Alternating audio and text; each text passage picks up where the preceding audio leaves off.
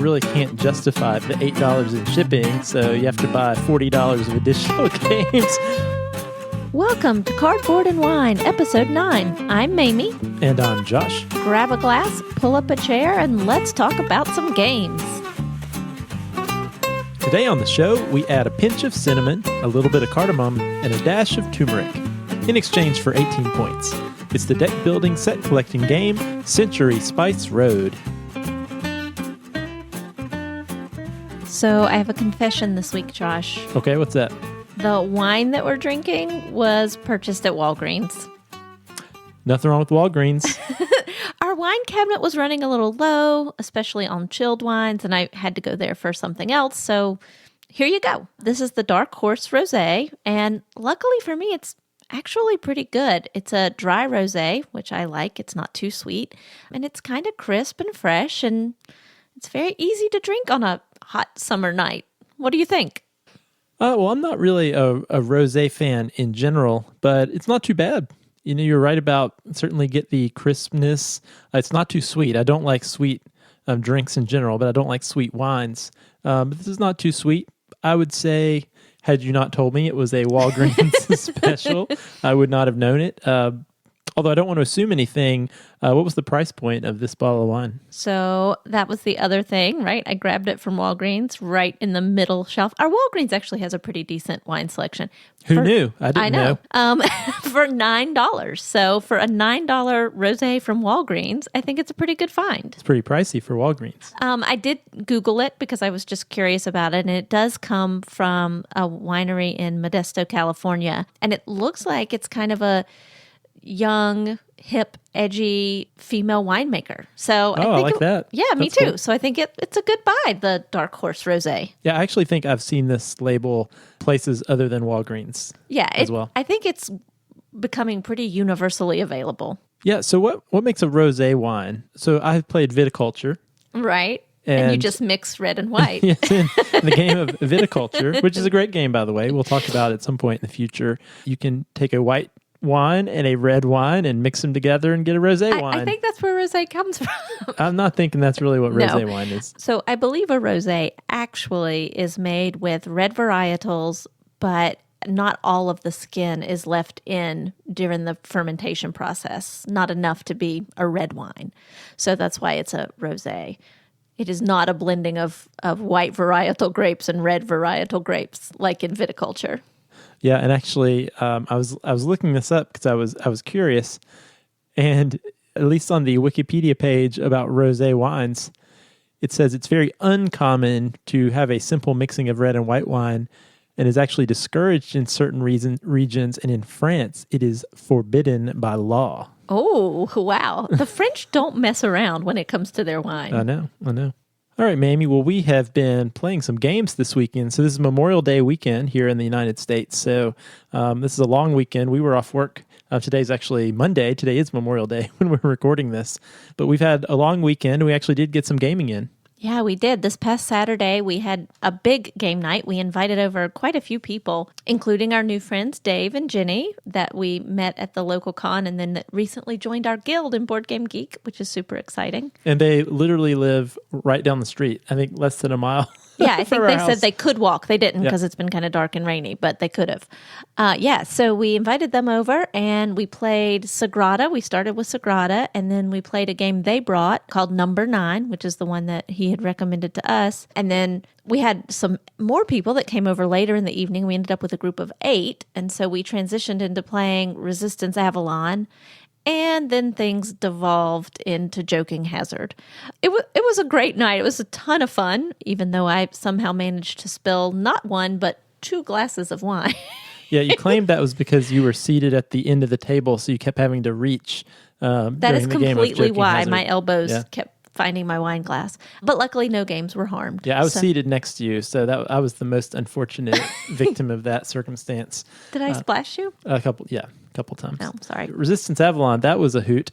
Yeah, it was really fun. We got pretty intense with that. Yeah, I will say, a lot of the people who came over had not met one another before. We had some coworkers, some friends, and Dave and Jenny, who we've only met recently.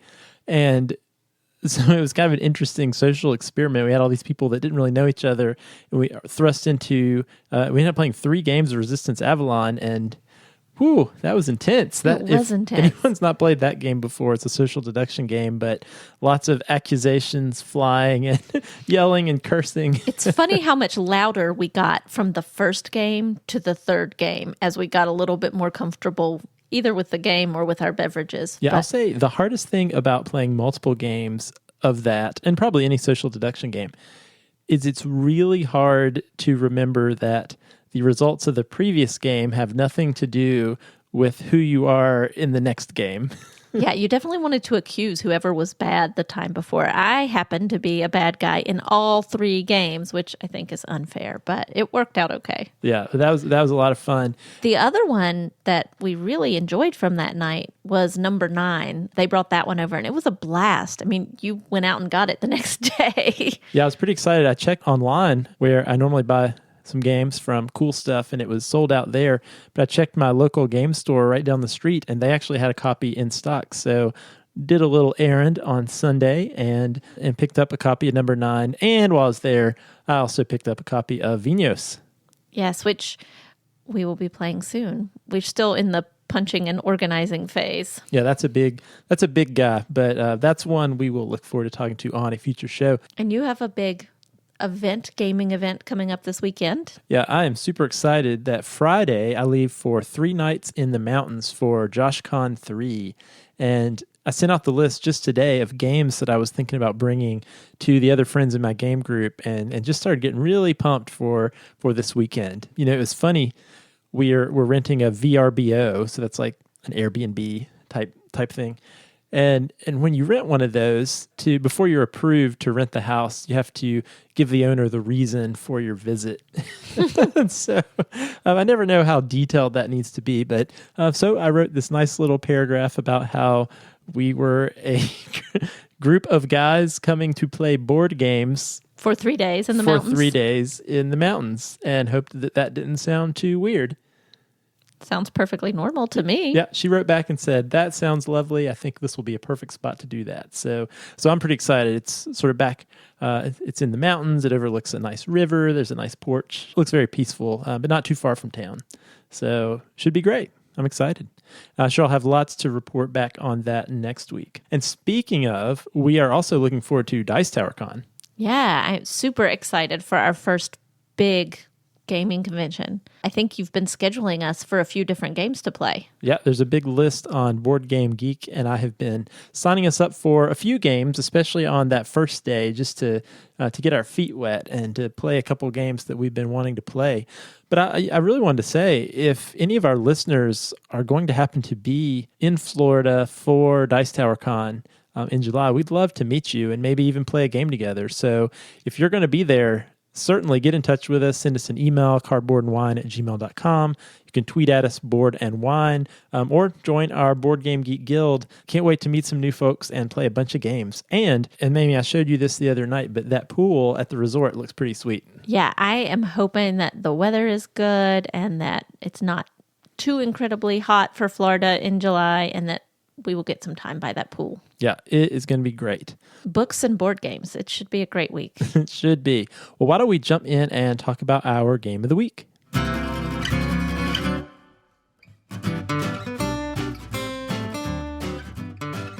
In Century Spice Road, players take the role of caravan leaders along the famous Silk Road, trading and delivering spices to gain profit, fame, and glory. The play area consists of 2 rows of face-up cards. 5 face-up cards on the top row from an orange deck display victory point values of varying amounts that can be achieved by collecting certain sets of spice cubes.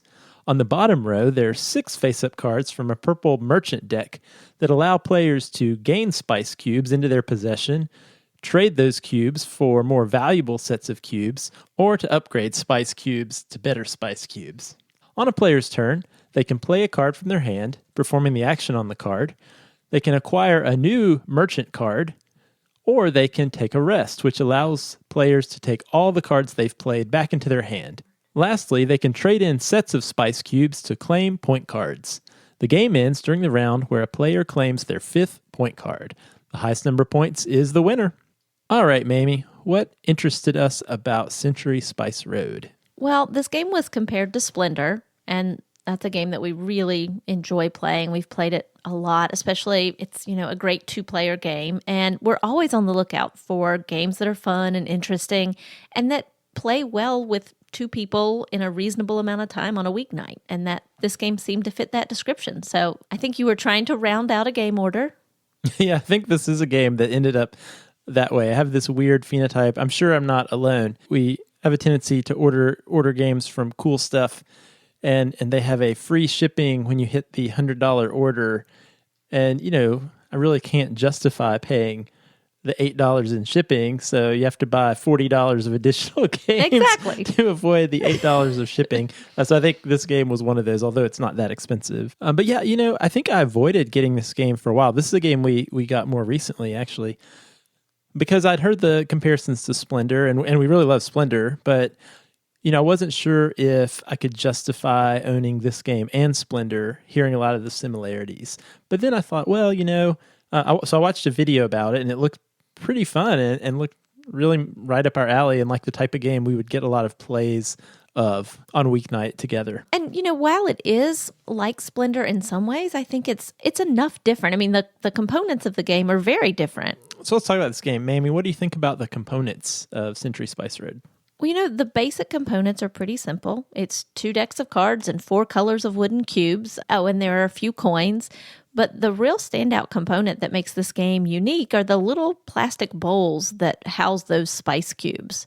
They're cute, and they sort of add to the feeling that you're, grabbing a handful of spices out of the little bowl, even though the quote-unquote spices are really just wooden cubes. But I also like that those cubes, the colors they're really vibrant colors, and they also are related to the spices that they represent. There's yellow turmeric and red saffron and green cardamom and brown cinnamon. And grabbing them out of that bowl really does sort of feel like you're grabbing a handful of spices. And the cards that are part of this game, they're nice quality. They're a little bit larger than traditional playing cards. The artwork is really thematic. And the caravan cards, which are the ones where you house your spice cubes, they're really beautiful. Oh, and the coins are solid metal, which I always appreciate a nice metal coin. So they're simple components, but they're really quality. Yeah, I think that's a great description of the components. I don't have really any complaints there. So let's talk about the gameplay a little bit. One thing I really appreciate in a game is when the setup is pretty easy, when it doesn't take a lot of time to go from, hey, what do you want to play? Let's play Century Spice Road, to actually starting to play Century Spice Road. And the game setup I find to be pretty straightforward. Another thing I appreciate about this game are the way the components are stored in the box. All of the cubes are already in those little spice bowls that you mentioned, and I agree, those are pretty cool. They have sort of a little terracotta color to them. They actually are pretty cheap plastic, but right. But they look cool. They do look really cool. But one important thing to me is the cubes are stored in those little bowls, and they actually stay in the bowls pretty well, even when the game is stored on its side. Yeah, we weren't sure about that, but it does work. It does. Other than that, there are the 2 decks of cards that you mentioned. And to set up, you really just give those a little bit of a shuffle. And since you're never really making sets of cards, they stay pretty random. And then you flip over 5 orange point cards in the top row and 6 purple merchant cards. And then you set up some coins. And I can talk a little bit about those coins that you mentioned, Mamie. I am really impressed they included metal coins as a standard component in this game. I kind of wish that was something that more game makers would do, is replace those cardboard chit coins with metal coins. Yeah, I hate the cardboard chit coins. The metal coins are just so much nicer and easier to handle and move around. Well, and at one point we've kind of wondered a little bit about what the purpose of those coins are, but I think they're actually kind of important in incentivizing you to go after the point cards that are at the front of the line. So really what you're trying to do is you're trying to acquire the point cards from that top row. And on each of those cards, there's a number, and that's the number of points that you will get for acquiring that card. But underneath that are certain combinations of cubes. So there might be 2 brown cubes, a green cube, and a red cube, or there might be 4 brown cubes, or one of each. So those are the sets of cubes you're trying to acquire. Once you acquire those cubes as an action, you can trade those cubes back in and acquire one of those point cards. Now, each of the rows refreshes itself in sort of a conveyor belt fashion. So if you were to claim one of those point cards, you would take it into your possession. And those coins Mamie mentioned, those are over top of the first two cards in the row. So if you were to claim one of those point cards, you would also get a coin which would give you some bonus points. And so I think you're right. I think the idea is to increase the competition for specific cards in the row. But once you take one of those cards, you replace it by a new card, but you do that by shifting all the cards down like a conveyor belt to fill in the empty spot, and then you flip a new card over at the back of the row. That becomes a little bigger deal for the bottom row, which are those merchant cards. And these are really the cards where the meat of the gameplay takes place. So on those cards, really, I guess there are three different things that those cards could do for you. There are cards that just give you cubes straight up. So maybe it gives you 3 yellow cubes, which are the lowest value cubes, or even a red or a green cube. Or they might enable you to trade cubes for more valuable cubes. So you might have a card that enables you to trade 3 yellow cubes for a green cube. And then last, there are these upgrade cards that enable you to trade in a less valuable cube for a more valuable cube 1 or 2 steps higher.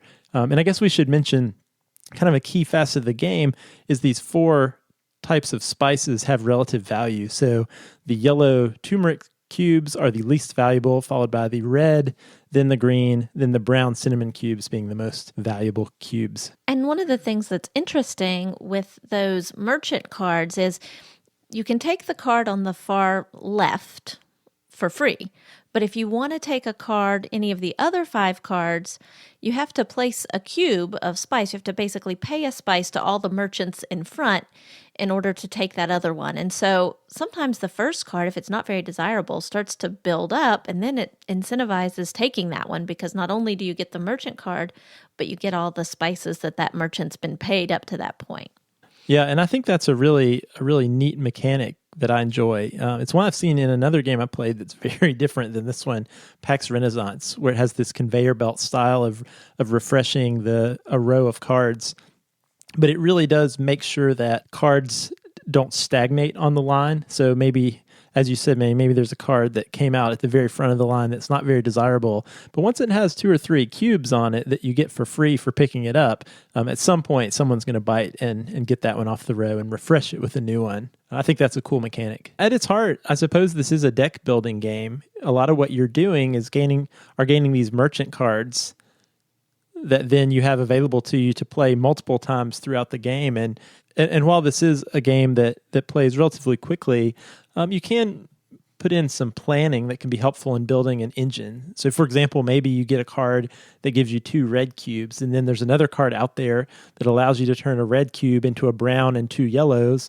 Then you have another card that turns those yellows into a green, and then you throw in an upgrade card, and suddenly you have this fairly efficient engine at generating lots of different types of cubes pretty quickly so that you can go after some of those point cards on the top row. Yeah, and while there's definitely that deck building component, and I would say that's probably the central part of the game, the secondary part of this is the set collecting game. I mean, you have to get those cards to get the spices, but then you also have to get those spices so that you can get the scoring cards. So you're trying to collect sets of spices. So it's deck building and set collecting. Yeah, and I think those are two mechanics of games that I really enjoy. So that was actually really what pushed me over the edge of getting this game. I was like, oh, that sounds fun. You get to build your deck in order to collect sets. Like, that sounds amazing. Let's do it. And we like cooking, so I like the spice. Right. The spice theme. I would say that deck building component is probably one of my favorite things about this game. You do like a deck builder. I love a deck builder. I mean, deck building games are some of my favorites. Dominion is probably one of my favorite games of all times. And I love that. I love that balance between building your hand and building your deck and then also collecting the sets. And, you don't want to take too long to build your hand or you'll miss out on obtaining points. And I just like that balance in this game. I think it's well balanced. Yeah, so speaking of favorites, what's your favorite thing about this game, Mamie? Well, I definitely like that deck building component, but I think this game is pretty zen. I think we could probably play almost silently. There is a little bit of competition, especially if another player takes the scoring card that you're hoping to take. That gets a little frustrating sometimes. But for the most part, you're kind of focused on building your own little engine and your own little spice empire. And it's not totally simple, but it's easy enough to know kind of what the right action is each turn. It's not too much of a brain bender. You're just kind of moving those cubes and moving cards. And I like that. Like, it's relaxing sometimes at the end of a long day. It's also pretty quick. I mean, I don't know our stats. You probably do. I do. Okay, how long does it typically take us? Our average game is 22 minutes. Oh, awesome. I will say we have been really consistent, because I looked at the last 5 times we've played this game, and at least I didn't look at all of them, but the last 3 were 21, 22, 22. So is that even if it wasn't a 2-player game?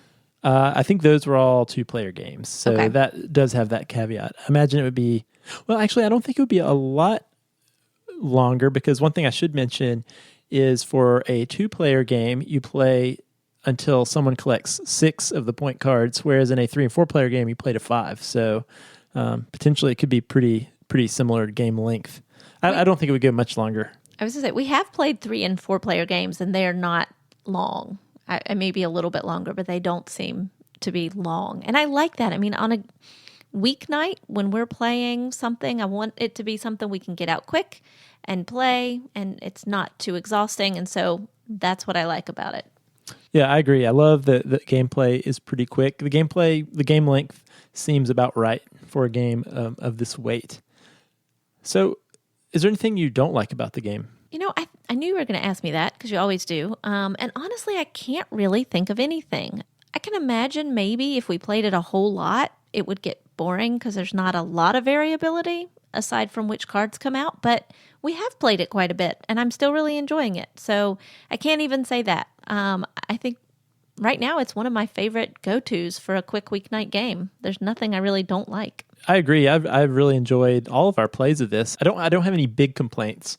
I guess a few minor things. So you mentioned that you think the game is zen, and I definitely see where that comes from, and I suppose it sort of is. But for me, especially with the comparison of Splendor, and I know, Mamie, we have talked a lot about how Splendor was probably our most zen game, the one that we really kind of get in this little trance where we're playing Splendor without a word and we're focused on the game, but not in a stressful way. For me, this one is not quite to that level. And I was thinking about why that might be. And I think part of it is there are just a few more things that you have to be mechanically thinking about and doing in this game that you don't have to in Splendor. For example, in Splendor, you take a card. When you claim a card, you just flip a new one and replace it. Whereas in this one, take a card, then you have to slide all the other ones down and then flip another one. And kind of that additional action of sliding all those cards down, as they don't slide just right, kind of breaks me out of that zen that you might talk about. It breaks your trance. Of course, maybe it's because I'm usually the one that has to flip over. It's true. Maybe that's why I'm allowed to be more in the zen mode. You take care of managing that. That's true. And thinking about holding the cards in your hand versus when you want to put them down and pick them up. Those are not bad things at all. But just comparing that to Splendor, I don't get quite in that zen mode playing Century Spice Road as I do in Splendor. And this is a super nitpicky thing, but I do agree. I like the theme, and I think the card art looks great, but I wish there were a few additional scenes depicted on the cards. I think I should have gone through and actually counted, but I think there are only 7 or 8 different scenes on each of those merchant cards, so it's not unusual to get 2 to 3 within that row of 6 that have identical art on them. They have different values, different trading values for one type of cube for another. But there's definitely a lot of repetition in the art that's used. And I like the art. It would just be nice if there was a little more variation in the drawings. Should mention, too, I'm not sure if the Gollum edition differs in this respect. And we should mention there are 2 versions of this game that are out there. There's the regular Century Spice Road edition. Then there's the Gollum edition, which is essentially exactly the same game, but the theme and the artwork are totally different. So instead of Spice Traders, there are these golems. What would the definition of a golem be? These friendly monsters. Maybe. that are I'm not sure I depicted on know the what card. a golem is. Yeah, these But they're collecting jewels, right? yeah, these Instead friendly of beasts, spices. and you are collecting jewels instead of spices. And I know, at least reading threads online, I think the majority of people seem to prefer the Golem edition. I looked at both when we purchased this game, and for me and my tastes, I enjoyed the historical, the spice theme, and the little spice bowls. But you should be aware that there are two themes out there, depending on what floats your boat. Which one do you like better, Mamie? You've seen both. Well, you know me. I like history. I taught history for a few years, and I love to read historical fiction and nonfiction. So the theme of this was really right up my alley. And I'll say, too, the original intent of this game, and we'll talk about that in a second, is that this would be the first of a trilogy. 3 games exploring different centuries and this spice theme. And so there's a game that's coming out really soon. It's actually on pre-order right now. The next game in this series called Century Eastern Wonders, and it takes place the century following Century Spice Road and focuses on the discovery of the Spice Islands. And so it has the same 4 spice cubes. Actually has the same 4 colors of cubes. I think they actually represent different spices. But it has these modular boards and little boat meeples and outpost meeples. It looks really interesting. That sounds awesome. Yeah, no, it does sound interesting. And the thing that's really intriguing about it is it's its own new game on its own. But apparently there's a rule set that comes with it that combines both of the games. It's called From Sand to Sea. Oh, that's awesome. I like the ability for this to grow and to be like a historical progression. I'm curious what the third one will be. Yeah, and I say that only to say I'm not sure if the Golem edition would support the mixing with the new game. So that was what led me to get the one that we got. But anyway, it's worth noting this other game is out for pre-order now. So when would we break this game out? You know, I think we can break this out with almost anybody. The kids came down the other day when we were playing, and they were very interested. Our daughter actually kept asking me about it the next day. What was that game that you were playing? What was in those little balls? What were you doing? I think they could maybe give it a try. There's a level of planning that I think would be difficult for them, but as we've said before, sometimes I also think we maybe sell them short. I think it's rated 8 and up, so who knows? It's definitely great for casual gamers. I think that's kind of the ideal audience here. People that are looking for something a little heavier than a party game, but aren't ready for something super intense. But that said, I think our gamer friends also enjoy it when we've played with them. I don't think you've played it with the game group yet, but we've definitely played with our friend Megan, who's a little bit of a heavier gamer, and she really enjoyed it. Yeah, I think anyone could jump in and play this game. You know, certainly if you like set collecting types of games, you'll enjoy this. And if you like Splendor, I know a lot of people have played Splendor, there's a high chance you'll also like this game. I would say it is slightly more complex than Splendor since you have some additional steps to do of collecting the cards to upgrade or trade in your cubes for different cubes versus really just collecting the gems and the sets in Splendor. Although interestingly, I was curious about this. I looked on Board Game Geek and Splendor has a slightly higher weight rating than Century Spice Road, although it's super close, probably within the margin of error. But I think this one would be a little more complex to explain to a non-gamer than Splendor, just because there's a little more to hold in your head and a few more moving parts. So thinking about introducing this to someone who's brand new to strategy board games, I think there are some concepts that would be a little harder to wrap your mind around at first compared to a game like Splendor. Another thing I've read is that this game is not very colorblind friendly, with the red and green cubes that are identical shape and size being so integral to the game, the cubes themselves, but also the way they're depicted on the cards. Because really, differentiating the colors of the cubes is kind of everything. Yeah, it's essential. Game. I hadn't even thought about that. But if you were not able to distinguish between red and green, you would pretty much be unable to play because you couldn't see it on the cards or in the cubes. Yeah, and I think that's unfortunate. And definitely something you should think about if you or someone you play games with a lot deals with. The Golem edition may be better. I'm not sure. You might want to do a little research on that. All right, so let's give our final thoughts on Century Spice Road. I will remind our listeners we have our 5-point wine-related rating scale, where a 1 is a sad, dusty, empty old bottle of wine ready to be discarded. A 2 is a $2 chuck, bottom shelf Walgreens. A three would be like a wine in a box. It has its place. There are things you like, things you don't like. A 4 would be like a nice rosé that we're enjoying today. It would be a middle to top shelf at Walgreens. Something that you definitely enjoy and would look forward to enjoying some more. And 5 would be a big, bold Cabernet that will only get better with age. So, Mamie, what are your final thoughts and rating on Century Spice Road? So, as I said, I really enjoy this game. I think right now it's one that we pull off of our shelf a lot. If we're looking for something to play on a school night and it's just the two of us, this is a top choice. So for me, I'm going to give it a 4. It's not quite a 5 because I do think it might get a little repetitive over time. I realize I'm really pretty stingy with my 5s, but it really is that easy to enjoy regularly. I've played it a lot. I'm looking forward to playing it some more. I think we'll get a lot of play out of this one in our future. And now that I know about the new Century coming out, that's really exciting to me. That might bump it up to a 5, but we'll have to wait and see. So for me, this game certainly fits into the wheelhouse of games that we get to the table frequently. It plays all the reasons why I purchased it ended up being true. It plays great with 2 players, plays quickly, it has some interesting decisions. I definitely can see why many people have compared it to Splendor, which is a really popular and great game. But for me, for a game of this weight, I think I still enjoy playing Splendor more. I think it's a little less fiddly. Not that Century Spice Road is overly fiddly, but I don't get into that zen mode that I get into with Splendor that I really enjoy.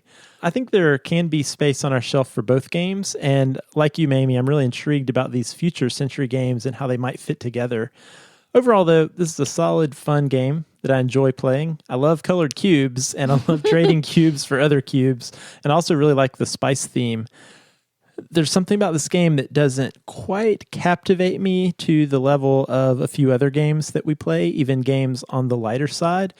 But, I really can't think of that many things that are bad about this game or that I dislike.